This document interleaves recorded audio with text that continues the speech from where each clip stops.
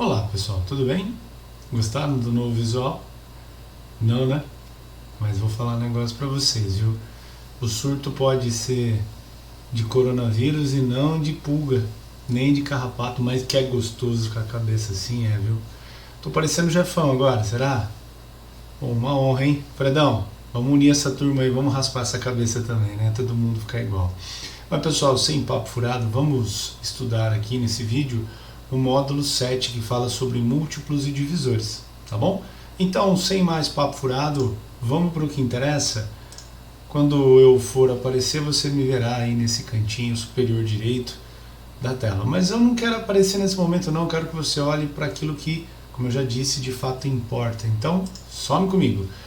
Dentro de múltiplos divisores, a gente tem o universo numérico dos naturais ou dos inteiros. Você vai perceber que ora naturais, ora inteiros, o contexto, o exercício vai deixar claro para nós em qual deles. Mas muda muito pouco, se é que muda assim de forma importante. Enfim, conjunto dos naturais você sabe, esse Nzinho que está ali, tem os números 0, 1, 2, 3 e vai embora.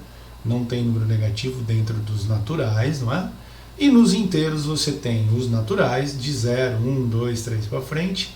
Além disso, os negativos, menos 1, menos 2, menos 3 e vai embora também. Ambos são conjuntos infinitos.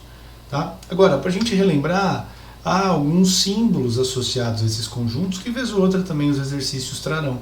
Por exemplo, quando pinta um desses conjuntos com asterisco na parte superior direita, o zero não entra. Então esse N com asterisco a gente entende que são os naturais sem o zero, como está representado nesse quadro em amarelo. Mesma coisa quando a gente olha para os inteiros asterisco, são os inteiros sem o zero. Aliás, o conjunto dos inteiros, o símbolo é Z porque tem a ver com a palavra número em alemão, e eu não me atrevo a fazer a pronúncia porque eu sempre faço errado. Okay? Você tem também, ó que interessante, a possibilidade de vir o conjunto numérico, no caso do Z dos inteiros, com um asterisco e um sinal de menos. Gente, esse asterisco tira o zero e o menos ali embaixo indica que você teria, dentro do conjunto, os inteiros não positivos. Se o asterisco não viesse, atenção, o zero estaria dentro de Z menos. Porque, de novo, Z menos, a gente lê os inteiros não positivos. O Z menos seria os inteiros não positivos, o zero entraria. Porém tem um asterisco, então eu tiro o zero. Quando eu tenho Z asterisco menos, então são os inteiros negativos que vão aparecer dentro desse conjunto. Tá? Para tentar fazer um pouquinho de lógica, olha ao lado. Z+. O que eu leio esse Z+? São os números inteiros não negativos. O zero entra. Tá? Por isso que são os números inteiros não negativos. Lembre-se, o zero não admite classificação em positivo e negativo. Ok? E os números inteiros não negativos compõem aquilo que nós chamamos de números naturais. Bem simples, né? São símbolos que vão aparecer, é importante que você saiba o que eles significam. Mas vamos seguir para aquilo que de fato vai interessar para nós aqui. Todo número inteiro ou natural ele é composto de algarismos. Você sabe, são 10 algarismos que nós temos, do 0 ao 9. Então todo número é composto de algarismos. O número pode ter um único algarismo, ter 2, ter 3, ter 4, ter quantos algarismos a gente puder imaginar. Né? Há uma notação dentro da teoria de conjuntos, aliás, perdoe, da teoria de números, dentro da teoria de números, que ao escrever um número n, você escreve esse número n, se ele tem 2 algarismos, com AB e um traço em cima.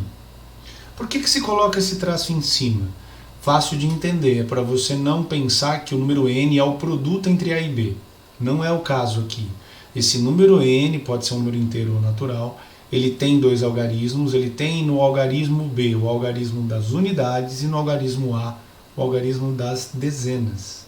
Tá? Então o traço em cima é simplesmente para nós não pensarmos que se trata do produto entre A e B. Não, o B é algarismo das unidades e A algarismo das dezenas.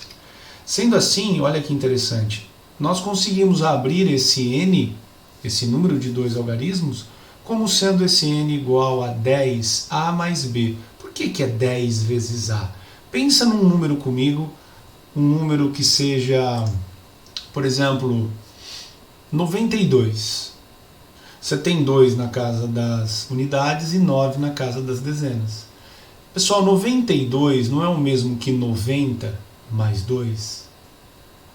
Que é o mesmo que 10 vezes 9 mais 2. É o que está escrito aqui. Se o número fosse 124, suponha comigo um número de 3 algarismos. 124. Você tem o 3 o 4 no algarismo das unidades, o 2 no algarismo das dezenas, ou na dezena, e o 1 no algarismo da centena, 124, que é o mesmo que 100 mais 20 mais 4, que é o mesmo que 100 vezes 1 mais 10 vezes 2 mais 4. É a decomposição desse número em unidade, dezena, centena, pode ter milhar e assim vai. A gente vai usar esse tipo de ideia em alguns exercícios, tá bom? Vamos seguindo? Saio com o meu rosto. E volto agora naquilo que dá nome ao módulo 7, múltiplos e divisores. Imagina comigo dois números inteiros, tá? Um D e um N. Se eu escrever N igual a D vezes K, esse K é um fator, é um número, tá? Um algarismo também poderia ser, mas pense em números, né? Inteiros, D, N e um K. Esse D, pessoal, ele é um divisor de N. Não deu para entender ainda? Então olha um exemplo como é fácil. 36 é o meu N, o 9 é o meu D, e aí eu fiz aparecer um fator K igual a 4, porque 9 vezes 4 é 36. Concorda que esse 9 que está ali, ele é um divisor de 36? Claro que o 4 também. Tá? Então eu estou criando para você um conceito que envolve esse nome divisor. Peguei um exemplo com 36 igual a 9 vezes 4. O 9 divide, o 9 é um divisor de 36 e o 4 também. A gente pode chamar esse 9 e esse 4, ao invés de chamar de divisor, podemos chamar de fator de 36. Ele é fator porque eu consigo abrir o 36, um fator 9 e o outro fator 4, esse produto de fatores da 36. Tá bom? A gente vai voltar a falar de produto de fatores, mas vai vir um outro nome junto de fator. Tenta lembrar qual é esse nome e fica com esse barulhinho na cabeça. Eu vou continuar mantendo esse mesmo N, D e K, porque agora a gente trata no mesmo lugar do conceito de múltiplo. Esse N, pessoal, ele é um múltiplo do D e também do K. O exemplo é o mesmo, 36 igual a 9 vezes 4. Ora, 36 é um múltiplo de 9. Ser múltiplo de 9 significa que o 36, assim, falando de forma muito simples, 36 está naquilo que nós no ensino fundamental chamávamos de tabuada do 9. Né? Então o 36 está na tabuada do 9, também está na do 4. Então 36 é múltiplo de 9 de 4. Tá? Então olha que conceito fácil, o conceito de múltiplo e divisor. Tenho certeza que apesar de N, D e K, que no primeiro olhar você fala assim, meu Deus, deve ser algo muito complicado, você percebe que não é, porque esse conceito está na tua cabeça desde o fundamental, desde o ensino fundamental. Vamos seguir? Falar agora para você no que é o conjunto dos divisores. Pessoal, o conjunto dos divisores, você vai perceber comigo, e até no módulo 8 nós usaremos, ele é um conjunto com finitos elementos, com uma quantidade finita. Repare no exemplo dos divisores de 12. Quais são os números que dividem em 12? Eu pego 12 porque é muito fácil você vir do menor para o maior. Toda vez que você for pensar em divisores, procura começar sempre com 1, porque o 1 é o menor divisor de qualquer número inteiro, e termine com ele mesmo. Então, entre 1 e ele mesmo, no caso 12, quais são os outros números que dividem o 12? Dividir significa, ao pegar o 12 e dividir por 2, o resto é 0, né? E a gente vai falar um pouquinho sobre divisão daqui a pouco, nessa coisa de resto e tal. Mas nesse momento, com vocês, eu tenho certeza que dá para pensar que o 2 é divisor de 12, assim como o 3, o 4 e o 6, terminando, claro, com o próprio 12. Se a gente está aqui no conjunto dos números inteiros, os negativos também dividem o 12. No caso, menos 1, menos 2, menos 3, menos 4, menos 6 e menos 12. Abaixo eu separei esse conjunto dos divisores, esse D de 12, nos positivos e nos negativos. Se a gente estivesse nos naturais, os divisores de 12 seriam apenas 1, 2, 3, 4, 6 e 12. Se o exercício exigir de nós os divisores apenas positivos de um número, a gente dirá apenas os positivos. Se ele exigir todos, se ele exigir os divisores inteiros, os positivos e negativos entrarão. Tudo bem? Notem que são 6 positivos e 6 negativos, totalizando 12 números que são divisores de 12. É coincidência. Até apareci de novo para te falar. Coincidência. Não vai dizer que o número é 12, então por ele ser 12 ele tem 12 divisores. Nada a ver. Nada a ver. Tá? É uma coincidência para o número 12. Ok? Beleza? Agora, já que falamos de divisores agora há pouco, não é? Falamos também de múltiplos, vamos chegar nesses múltiplos. Mas, claro, tinha dito, algoritmo da divisão, eu disse a você que agora há pouco falei agora há pouco, que chegaríamos a tratar sobre essa história de resto de divisão, né? Vamos resgatar um pouquinho do chamado algoritmo euclidiano da divisão, ou simplesmente algoritmo da divisão, ou simplesmente aquele jeito que você aprendeu a dividir lá, quarta série, né? Quarta série do ensino fundamental 1. É aquela história que fala em dividendo, divisor, quociente e resto.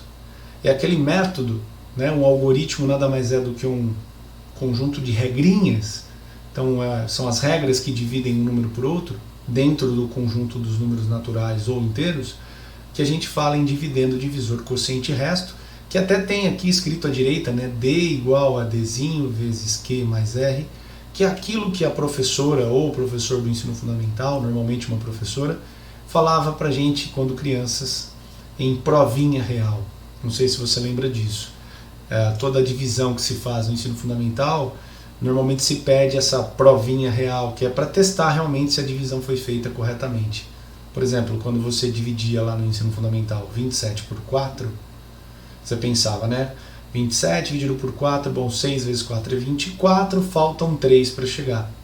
Então nós temos o 27 o dividendo, o 4 o divisor, o 6 é o quociente, o resto deu 3. Dependendo de onde você estudou, você até aprendeu a fazer essa conta de quanto falta juntinho na divisão, no método, no algoritmo. Né? Então 6 vezes 4 dá 24, você vai lá e tira, 27 menos 24 dá 3. Qualquer um dos dois jeitos de pensar tá lindo, tá ótimo, sem problema nenhum. Agora você vai dizer pra mim assim, porra, Léo, é isso que você quer me mostrar? Isso eu lembro, isso eu sei. Eu não duvido que você lembre, que você saiba. Aliás, aqui não vai me colocar vírgula por, né, acrescentar zero por vírgula no quociente, porque nós estamos, insisto, nos naturais ou nos inteiros. Aqui não tem como pôr vírgula e continuar, não tem número decimal aqui, não tem número 6, alguma coisa, tá? Ok? Então a divisão para aqui, o resto é 3. Agora, por que a gente está falando isso para você? Você já reparou? Vou sumir com a tela do meu rosto. Você já reparou numa relação que há em toda a divisão de números naturais ou inteiros? A relação que há entre o divisor e o resto? Como assim, Léo? Não saquei. Você já reparou que o resto da divisão se relaciona intimamente com o divisor? Provavelmente a resposta que você está dando aí é não. Vamos enxergar? Se eu tenho uma divisão como a anterior, eu afirmo a você que o resto dessa divisão em números naturais ou inteiros é sempre um número, o resto, entre 0 e D, que é o divisor. Inclusive podendo ser 0 esse resto, claro, quando o dividendo for um múltiplo do divisor. Quando o dividendo Dzão for divisível pelo Dzinho, certo? Mas esse resto pode também não ser 0, e ele alcança um limite máximo quando você olha para o D. Nossa, Léo, como assim? Olha o exemplo. Pegue um dividendo qualquer. Você vai dividir esse número, esse dividendo por 4, pois você pode ter certeza que o resto vai ser um número entre 0 e 4.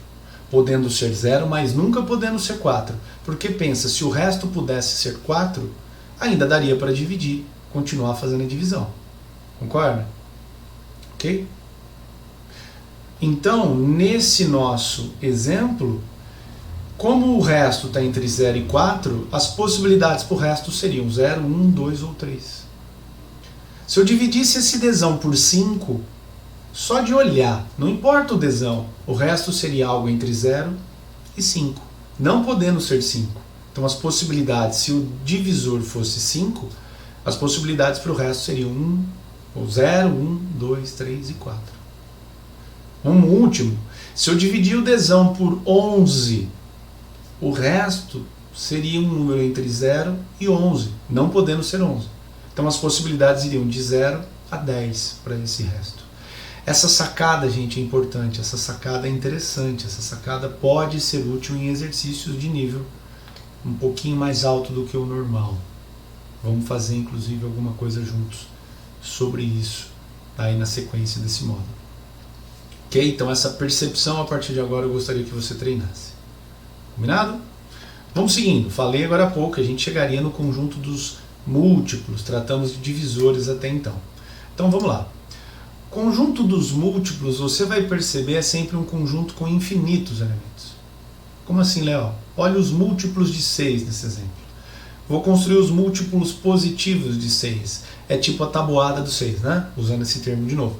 Então é 0 vezes 6 dá 0, vezes 1 dá 6, vezes 2 dá 12, vezes 3 18 e assim vai. Esse m mais são os múltiplos não negativos de 6. Os múltiplos não positivos de 6 está do lado. São menos 18, menos 12, menos 6. O 0 está entrando. Aliás, tem 3 pontinhos aqui na sequência após o 0. No m-, desconsidere esses 3 pontinhos. Parou no 0, tá? Tira eles dali. O m6 que está aqui embaixo são todos os múltiplos desse nosso 6. Os positivos e os negativos. Isso é infinito, não para. Você vai ficar pensando em múltiplos de 6 até a hora que te interessar, né? Até a hora que você quiser. Combinado? Deu para sacar o que é? A gente vai usar isso no módulo 8, aí na sequência. Segue comigo. Números inteiros, ou naturais também, aqui eu estou indo já para o maior deles, que é o conjunto dos inteiros, o z. Eu afirmo que todo número inteiro, ou ele é primo, ou ele é o zero, que é um só, ou ele é composto. Todo número inteiro é primo, ou é o próprio zero, ou é um número composto. Como assim, Léo? Vamos relembrar que o número primo é aquele que é divisível por 1 e por ele mesmo. Aliás, vamos melhorar. Se estamos nos inteiros, ele é divisível por mais ou menos 1 e mais ou menos ele mesmo. Então, se n é um número primo, ele é divisível por mais ou menos 1, mais ou menos n. O exemplo é o 2 que eu trago, ele é o único primo que é par. Todos os outros primos são ímpares. Falar de outros primos, o 3 é primo, o 5, o 7, o 11, o 13, o 17, o 19, o 23 e assim vai, né? São esses os números primos, a matemática já sabe que são infinitos. Okay? Então, ou o número inteiro ele é primo, ele é zero, não tem muita graça, ou ele é composto. Quando que um número é composto, galera? Quando ele pode ser escrito, pode ser decomposto, em fatores primos. O que são fatores primos? São produtos de números primos. O 12 é o exemplo. O 12, que é 4 vezes 3, e em termos de transformar esses números em fatores primos, o 4 é 2 ao quadrado e o 3 fica elevado a 1. Então veja, eu transformei o 12 num produto de fatores primos. É claro que não precisa ser feito de cabeça, dá para fazer essa decomposição através daquele método de divisão, né?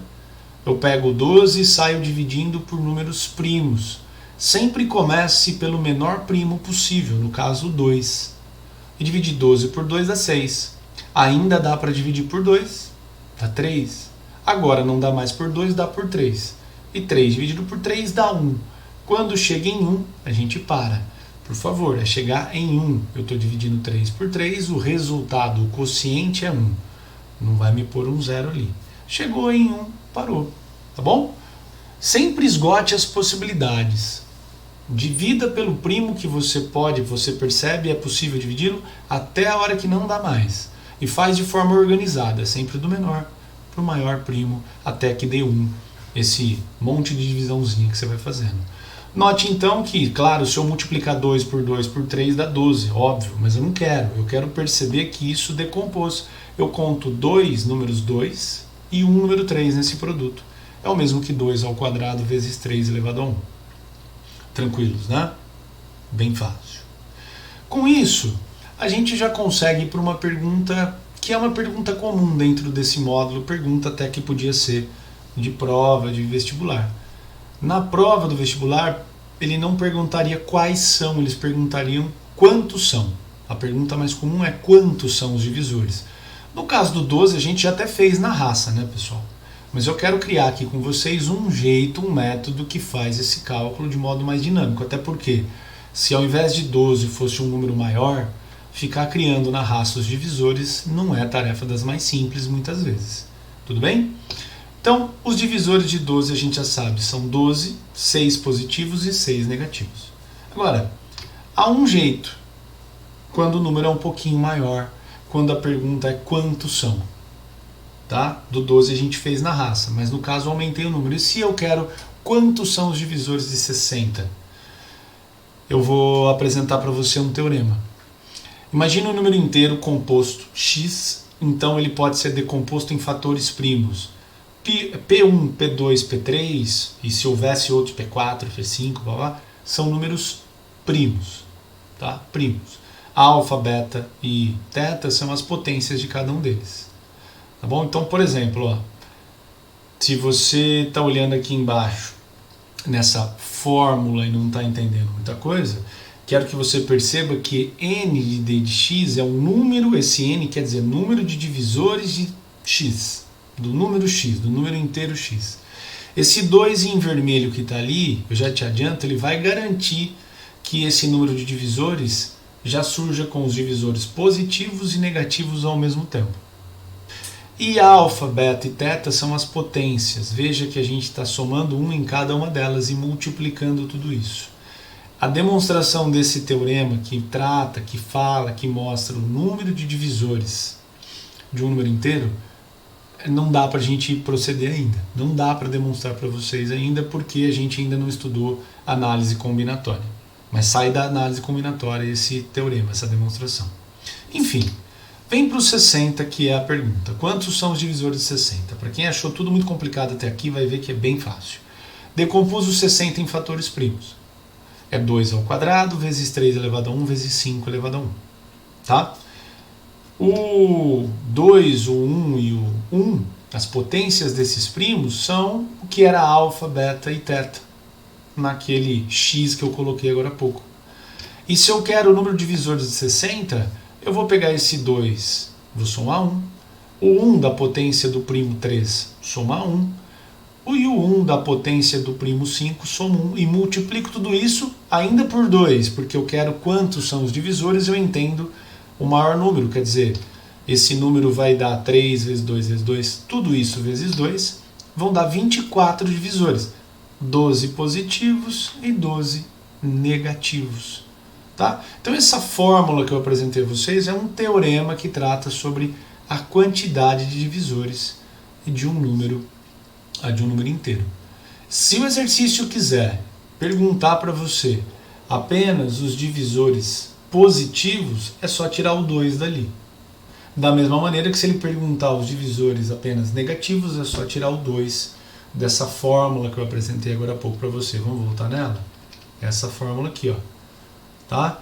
Para saber a quantidade de divisores, então você simplesmente faz essa conta, decompõe o número, pega as potências dos primos, soma 1 em cada uma delas, sai multiplicando e não tem segredo. Beleza, gente? Tranquilo? Esse é o módulo 7. Espero que vocês tenham gostado e bons estudos nele, tá bom? Valeu, gente!